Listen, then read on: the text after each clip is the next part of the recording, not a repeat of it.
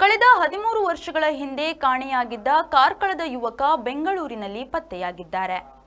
ಪ್ರಭಾಕರ್ ಪ್ರಭುವರ ಪುತ್ರ ಅನಂತ್ ಕೃಷ್ಣ ಪ್ರಭು ಮುಂಡ್ಕೂರಿನ ಖಾಸಗಿ ಕಾಲೇಜಿನ ಪ್ರಥಮ ಪಿಯುಸಿ ವಿದ್ಯಾರ್ಥಿಯಾಗಿದ್ದು 2012ರ ಡಿಸೆಂಬರ್ 6ರಂದು ಮನೆಯಿಂದ ದೇವಸ್ಥಾನಕ್ಕೆ ಹೋಗಿ ಬರುವುದಾಗಿ ತಿಳಿಸಿ ವಾಪಸ್ಸಾಗದೆ ಕಾಣೆಯಾಗಿದ್ದರು.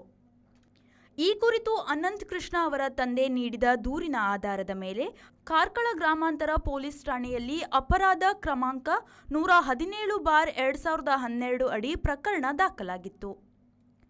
ಈ ಪ್ರಕರಣದ ತನಿಖೆಗೆ ವಿಶೇಷ ತಂಡವನ್ನು ರಚಿಸಿ ಪೊಲೀಸರ ತಂಡ ವಿವಿಧ ಆಯಾಮಗಳಲ್ಲಿ ತನಿಖೆ ನಡೆಸಿ ಕೊನೆಗೆ ಅನಂತ್ ಕೃಷ್ಣ ಪ್ರಭು ಬೆಂಗಳೂರಿನಲ್ಲಿ ವಾಸಿಸುತ್ತಿರುವ ಬಗ್ಗೆ ಖಚಿತಪಡಿಸಿಕೊಂಡು ಅವರನ್ನು ಪತ್ತೆ ಹಚ್ಚಿದೆ. ಅನಂತ್ ಕೃಷ್ಣ ಪ್ರಭು ಪ್ರಥಮ ಪಿಯುಸಿ ಪರೀಕ್ಷೆಯಲ್ಲಿ ಅನುತ್ತೀರ್ಣರಾಗಿದ್ದರಿಂದ ಭಯಗೊಂಡು ಮನೆಯಲ್ಲಿ ವಿಷಯ ಪ್ರಸ್ತಾಪಿಸದೆ ಮನೆಯವರಿಗೆ ಹೆದರಿ ಬೆಂಗಳೂರಿಗೆ ತೆರಳಿದ್ದನು ಎಂದು ತಿಳಿದುಬಂದಿದೆ.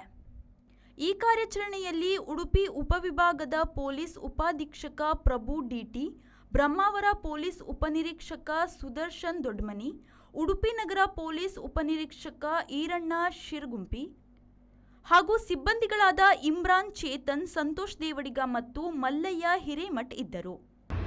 ತಾರೀಕು 6/12/2012 ಡಿಸೆಂಬರ್ ಸಾಯಂಕಾಲ ನನ್ನ ಮಗ ದೇವಸ್ಥಾನಕ್ಕೆ ಹೋಗಿ ಬರ್ತೇನೆ ಅಂತೇಳಿ ಮನೆಯಿಂದ ಹೊರಟೋದ.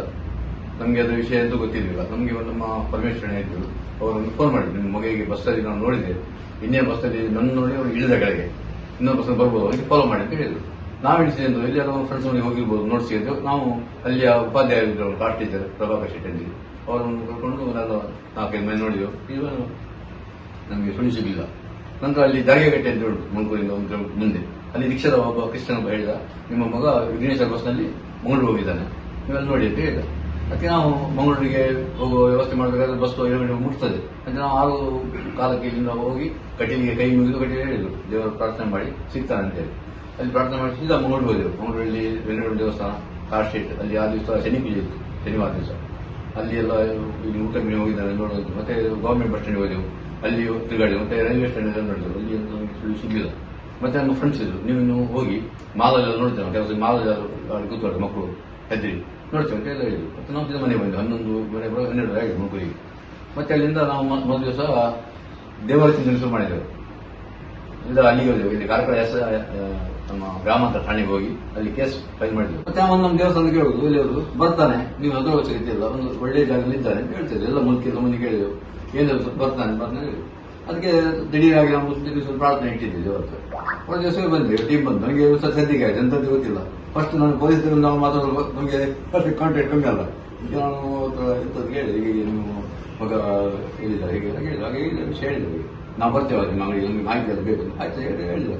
ನಾವು FIR ಎಲ್ಲ ಕೊಡ್ತೇವೆ ಅದರಲ್ಲಿ, ಅದೆಲ್ಲ ಬೇಡ, ನಿಮ್ಮ ಹತ್ರ ಎದುಕೊಂಡಿದ್ದೇನೆ, ನಾನೆಲ್ಲ ವ್ಯವಸ್ಥೆ ಮಾಡ್ತೇನೆ ಅಂತ ಹೇಳಿ. ಆಯ್ತು, ನಾನು ಮನೆಗೆ ಹೋಗಿ ಅದು ಫೈಲ್ ಇತ್ತು ನಮ್ಮದು ಎಲ್ಲ, ಅದಕ್ಕೆ ನಮಗೆ ಬೇಕಾದ್ರೆ ಇಷ್ಟು ಸಾಕು. ಮತ್ತೆ ಏನಾದ್ರು ಹೇಳ್ಬೇಕು, ನೀವು ಮುಂಚೆ ಮನೆ ಮತ್ತೆ ನಿನ್ನೆ ಶುಭ ವಾರ್ತೆ ಕೊಟ್ಟಿದ್ದಾರೆ, ಅದಕ್ಕೆ ನಾವು ತುಂಬಾ ಧನ್ಯವಾದ ಕೊಡ್ತೇವೆ ಈ ಡಿಪಾರ್ಟ್ಮೆಂಟಿಗೆ ಹಾಗೂ ನಿಮ್ಮ ಸರಿಗೆ. ಶ್ರೀಜಿತ್, ವಿಪೋ ನ್ಯೂಸ್, ಉಡುಪಿ.